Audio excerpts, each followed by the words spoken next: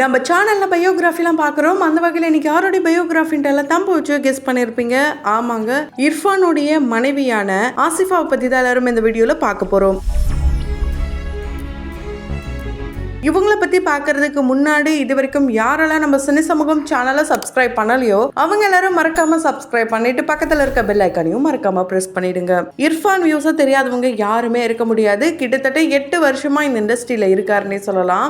யூடியூப்ல ஒரு முக்கியமான பெரும் புள்ளியாவே இருந்துட்டு வராருன்னே சொல்லலாம். அது கான்ட்ரவர்சியாவும் இருக்கட்டும், நல்லது செய்யற விஷயமாவும் இருக்கட்டும், எல்லாத்துலயுமே அவருடைய பேர் சின்னதா வந்தாலும் அது நியூஸ் சேனல் வரைக்கும் ரொம்ப பெருசா பேசப்படும். அந்த அளவுக்கு தன்னைத்தானையே வளர்த்துக்கிட்டு வருதான் இர்ஃபான். ஸோ இவர் யூடியூப் சேனலை ஸ்டார்ட் பண்ணும்போது அந்த அளவுக்குலாம் ரொம்ப பெருசா போகல, நம்ம எல்லாருக்கும் தெரியும். ரொம்ப ஸ்ட்ரகிள் பண்ணி தான் இந்த ஒரு ஸ்டேஜுக்கு வந்திருக்காரு. ஆனா அந்த ஸ்டேஜ் எந்த அளவுக்கு தக்க வச்சுக்கணும் அப்படின்றது அவருக்கு தெரியுமா தெரியாதா அப்படின்றதே பல பேருடைய கேள்வியாகவும் இருந்துட்டு வருது. ஏன்னா ரொம்ப ஃபேம்ல இருக்கிறவங்க ஒரு மிஸ்டேக்கை பண்றாங்கன்னா அதை மறைக்க தான் பார்ப்பாங்க. அப்படி இருக்கும்போது இவங்க எப்படி அந்த மிஸ்டேக்கை பார்த்தும் பார்க்காம அப்படியே விட்டுருவாங்களா? இவ்வளோ பெரிய இன்ஃப்ளூயன்சரா இருந்து எதுக்காக இந்த மாதிரி மிஸ்டேக்லாம் பண்றாங்கன்ட்டு இவரை பார்த்து பல பேரும் சரமாரியான கேள்விகள்லாம் கேட்டுட்டு வராங்க.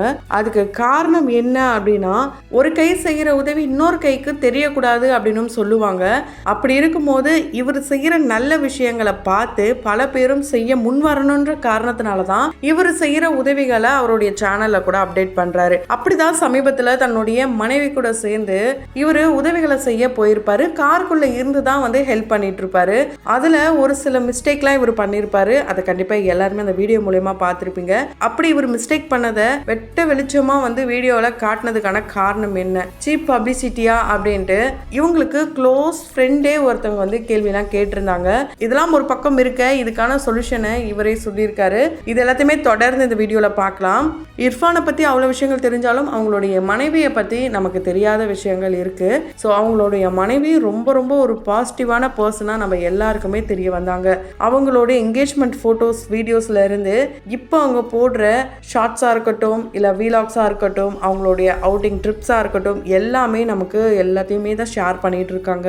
ஸோ ஆசிஃபா பார்த்தீங்கன்னா பக்காவாக நம்ம தமிழ்நாட்டை சேர்ந்தவங்க தான், தஞ்சாவூரில் தான் இருந்திருக்காங்க. ஆனால் அவங்களுடைய ஃபேமிலிலாம் அப்ராடில் இருந்திருக்காங்க.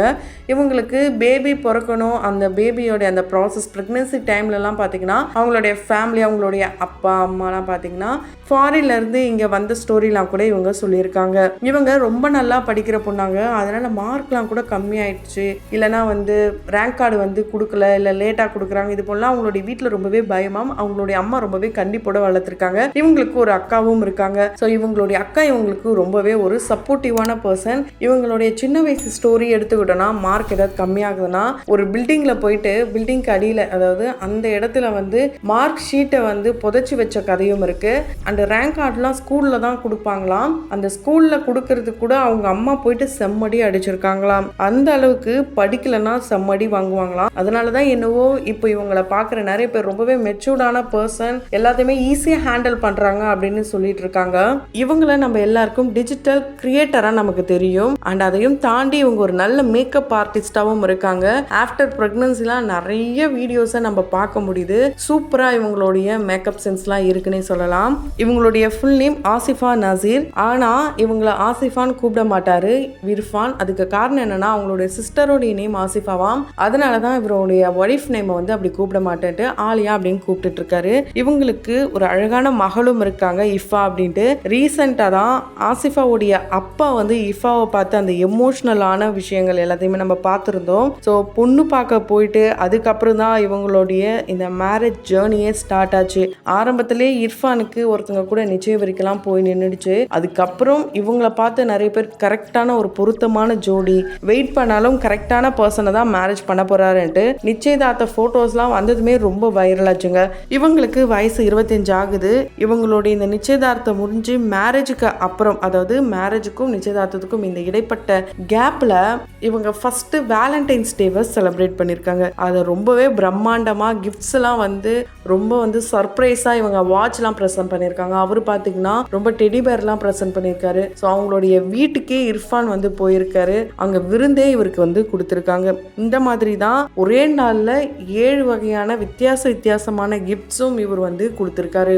அதுல ஒரு முக்கியமான ஒரு விஷயம் என்னன்னா, இவங்களுடைய டேட் ஆஃப் பர்த்தை ஒரு கரன்சியில வந்து பிரிண்ட் பண்ண மாதிரி அந்த கரன்சியை கூட வந்து ப்ரெசென்ட் பண்ணியிருக்காரு. இர்ஃபான் உடனேலாம் ஓகே சொல்லவே இல்லையா மேரேஜுக்கு. கிட்டத்தட்ட மேரேஜ் ஆகிறதுக்கு மட்டும் 8 மாதம் வந்து டைம் கேப் எடுத்துக்கிட்டாராம். அதுக்கப்புறம் தான் வந்து ஓகே அப்படின்ற விஷயத்தையே சொல்லியிருக்காரு இர்ஃபான். இர்ஃபானுடைய ஃபன்னான விஷயங்கள் தெரியும், கோவப்படுற மாதிரி விஷயங்கள் அந்த சைடு எல்லாமே தெரியும். ஆனால் இவருடைய ரொமான்டிக்கான சைடு பார்த்தீங்கன்னா, ஆசிஃபா வந்து ஒரு இன்டர்வியூலேயே சொல்லியிருப்பாங்க இவர் ரொம்ப ரொம்ப ரொமான்டிக்கான பர்சன் சொல்லும் போது ரொம்ப ஷாக்கிங்காக இருந்தது. அதுக்காக இப்பயாங்க இவங்க எல்லாருமே ரொமான்ஸ் பண்ணி காட்ட முடியும் அப்படின்ட்டு அவர் ஃபன்னாக அதை வந்து ஹேண்டில் பண்ணியிருப்பாரு. ஸோ ஒரு கப்புள் கோல் அப்படின்றது குவாலிட்டியான டைமை தான் வந்து பேஸ் பண்ணி நான் வந்து ஃபீல் பண்ணுறேன்ட்டு இவங்க ஒரு இன்டர்வியூவில் சொல்லியிருப்பாங்க. ஆரம்பத்துல இருந்து இவங்க குக் பண்ணதெல்லாம் கிடையாது. ஆனால் இவங்க குக் பண்ண ஆரம்பிச்சதுக்கு அப்புறம் அந்த வீடியோஸை நம்ம பார்க்க முடியுது. இந்த டிஷ்ஷை நம்ம ட்ரை பண்ணி பார்க்கலான்ற அளவுக்குலாம் வித்தியாசமாக ட்ரை பண்ணுறாங்க. இவங்களுக்கு மூவி பார்க்கலாம் பிடிக்கவே பிடிக்காதாங்க. ஆனால் இர்ஃபானுக்கு மூவி பார்க்க பிடிக்குமா. இங்கே வந்ததுக்கு அப்புறம், அதாவது தஞ்சாவூர் டு சென்னை வந்ததுக்கு அப்புறமா இவங்க வாரத்தில் 2 மூவியாச்சும் பார்க்க ஆரம்பிச்சிட்டாங்களாம். இர்ஃபான் கூட சேர்ந்து இவங்க 2-3 கான்ட்ரவர்சிலாம் கூட சிக்கியிருக்காங்க. அதில் ஃபர்ஸ்ட் இவங்களுடைய மேரேஜ் ஆனதுக்கு அப்புறம் எடுத்த ஃபோட்டோ ஷூட் தான். அதில் இவங்க வந்து அவங்களுடைய தாலியை வெளியே போட்டிருப்பாங்க. அதுக்கே நிறைய பேர் சில விமர்சனங்களை முன் வச்சாங்க. அதுக்கப்புறம் இவங்களுடைய பிரெக்னன்சி ஸ்டோரி, இவங்களுக்கு ஆல்ரெடி ஃபர்ஸ்ட் பிரெக்னெண்ட்டாக இருக்கும்ட்டு எல்லாருக்கும் ஹாப்பி அனௌன்ஸ் பண்ணியிருக்காங்க. 6th வீக் ஆச்சு, 9th வீக் ஆச்சு. ஆனால் அந்த பேபியோட க்ரோத் பார்த்தீங்கன்னா 5th வீக் வரைக்கும் தான் இருந்ததாம். அதனாலே இவங்க வந்து டிஎன்சி பண்ணணும்ட்டு இவங்க ரொம்ப வந்து ஹெல்த் இஷ்யூ நிறைய ஸ்ட்ரகிள்ஸ்லாம் அனுபவிச்சு தான் இப்போ இஃபா அப்படின்ற பேபியை வந்து பெற்றெடுத்திருக்காங்க. ஃபர்ஸ்ட் பேபிக்கு அப்புறமா இவங்களுக்கு செகண்ட் டைம் ஓகே ஆனதுக்கு அப்புறமா ரொம்பவே பயந்தாங்களாம். ஆனால் அதுலேயும் நிறைய ஸ்ட்ரகிள், அதாவது நிறைய ப்ளீட் ஆச்சாம். ரொம்பவே கஷ்டப்பட்டு தான் பெட் ரெஸ்ட்லாம் இருந்து கிட்டத்தட்ட 3 மாதம் ஃபுல் பெட் ரெஸ்ட் தான் இருந்தாங்களாம். அவங்களுடைய அம்மா ரொம்பவே பார்த்துக்கிட்டாங்களாம். தஞ்சாவூரில் தான் இருந்தாங்களாம். ஸோ இது எல்லாத்தையுமே வந்து அதெல்லாம் கேட்கும் போது எமோஷனல் ஆகாதவங்க கூட எமோஷனல் ஆவாங்க. அந்த அளவுக்கு தான் இவங்களுடைய ப்ரெக்னன்சி ஜேர்னியும் இருக்கும். இந்த ஸ்டோரிலாம் கேட்கும் போது இவங்க எந்த அளவுக்கு ஒரு ஸ்ட்ராங்கான பர்சன் அப்படின்றது நம்ம எல்லாருக்குமே தெரிய வருது. அண்ட் இவங்களுடைய டெலிவரி வீடியோ கூட போட்டிருந்தாரு. அந்த தொப்புள் குடியை கட் பண்ணுற மாதிரி வீடியோவை போட்டு அதுலேயும் சிக்கலில் சிக்கிக்கிட்டாரு. அதுக்கப்புறம் மன்னிச்சிடுங்க அப்படின்னு மன்னிப்புலாம் கேட்டார் இர்ஃபான். திரும்பவும் இங்கே வந்து பேபி ஜென்ரை வந்து யாருக்கும் சொல்ல மாட்டாங்க. அதனால துபாய்க்கு போயிட்டு அங்கே ஒரு பார்ட்டியே ரெடி பண்ணியிருந்தாங்க. அதில் இவங்க ஆசைப்பட்ட மாதிரி கேர்ள் பேபி அப்படின்னு தெரிஞ்சதும் ரொம்ப ரொம்ப ஹாப்பி ஆயிட்டாரு இர்ஃபான். ஸோ இதையும் வந்து ஏன் இப்படி பண்ணுறாரு, பேடான ஒரு இன்ஃப்ளூயன்ஸ் பண்ணுறாரு அப்படின்ட்டு இவர் மேலே சில விமர்சனங்கள் வந்தது. கேஸும் போட்டாங்க, மன்னிப்பும் கேட்டுட்டாருங்க. ஸோ இப்படி தான் எல்லாத்துக்குமே இவர் பண்ணுற தப்புக்கெல்லாம் மன்னிப்புன்னு இவரே கேட்டு சரண்டர் ஆகுறாரு. ஆனால் அதெல்லாம் நல்ல வியூஸ் போகணும் அப்படின்றதுக்காக தான் இவர் வந்து அந்த வீடியோஸ்லாம் போடுறாரா. ஸோ பேடான இன்ஃப்ளூயன்ஸை கொண்டு வந்து தான் இவர் வந்து அடுத்த அளவுக்கு போகணும்னு நினைக்கிறாரா, இவ்வளோ பெருசாக வளர்ந்துட்டாரு, திரும்ப எதுக்கு இப்படி பண்ணுறாரு அப்படின்ற கேள்வி தான் வந்துட்டு இருந்த இந்த நிலையில் இப்போ திரும்பவும் அந்த ஹெல்ப் பண்ணி மாட்டிக்கிட்டதுக்கு அப்புறமா மன்னிப்பு தான் திரும்பவும் கேட்டிருக்காரு. ஸோ மன்னிப்பு கேட்டது மட்டும் இல்லாமல் நானும் கீழே இருந்து வந்தாங்க, எனக்கும் அந்த வழிலாம் புரியும். ஸோ எந்த இடத்துல ப்ரீ பிளான் பண்ணாமல் வந்ததுனால தான் இந்த மாதிரி ஆச்சு, மற்றபடி நானும் வந்து மிஸ்டேக் பண்ணிட்டேன், நான் மன்னிச்சிடுங்க அப்படின்ட்டு திரும்பவும் மன்னிப்பு தான் கேட்டிருக்காரு. இவருடைய மன்னிப்பை மக்கள் ஏற்றுப்பாங்களா இல்லையான்றதை வெயிட் பண்ணி தான் பார்க்கணும். அந்த வீடியோவில் அவருடைய மனைவியை வந்து அந்த வெளியில இருந்து ஒருத்தவங்க வந்து இழுத்திருப்பாங்க. அதாவது அவங்கள எடுத்திருக்க மாட்டாங்க, அவங்க கொடுக்குற அந்த கிஃப்டை தான் இழுத்திருப்பாங்க. ஸோ அதுவே வந்து தவறாக பேசியிருப்பாரு. இதெல்லாம் பார்க்கும் போது ஏன் இவருடைய மைண்ட் செட் இப்படி இருக்கு அப்படின்ற வகையில தான் கேட்க தோணுது. ஸோ இர்ஃபான் என்ன பண்ணாலும் அதுக்கு சப்போர்ட்டிவாக இப்போ வரைக்கும் இருக்கிறது அவங்களுடைய மனைவி அண்ட் அவங்களுடைய குடும்பம் அப்படின்னே சொல்லலாம். ப்ளஸ்ஸாக இருந்தாலும் மைனஸாக இருந்தாலும் விட்டு கொடுக்காம இவங்களுடைய லைஃப்பை ரொம்ப ஹாப்பியாக லீட் பண்ணிட்டு போகிறாங்க. ஸோ இவங்களை பற்றி நீங்கள் என்ன நினைக்கிறீங்க, உங்களுடைய கருத்துக்களை கமெண்ட் பாக்ஸில் மறக்காமல் கமெண்ட் பண்ணுங்கள். தொடர்ந்து பயோகிராஃபில் பார்த்து என்ஜாய் பண்ணணும்னு நினச்சிங்கன்னா உடனே நம்ம சினி சமூகம் சேனலை சப்ஸ்கிரைப் பண்ணிவிட்டு பக்கத்தில் இருக்க பெல் ஐக்கனையும் மறக்காமல் ப்ரெஸ் பண்ணிவிடுங்க.